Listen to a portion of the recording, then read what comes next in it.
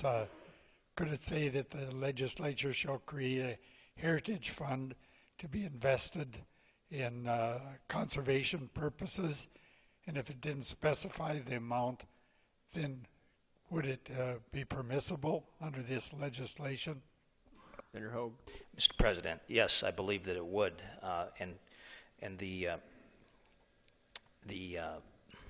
example, Mr. President, that we talked about the most wasn't the Heritage Fund, but it was the old Measure 2 from the 2010 general election ballot, where we had a measure which prohibited or banned all property taxes, but then at the same time it obligated the Legislative Assembly to appropriate money to all the political subdivisions to meet their budget and operational needs.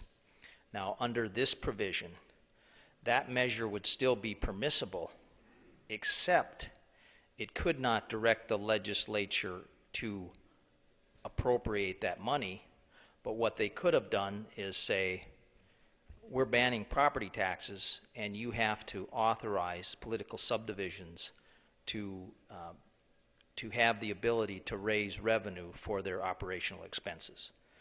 Currently, Mr. President, for example, we limit the amount that cities and counties may impose in terms of sales taxes.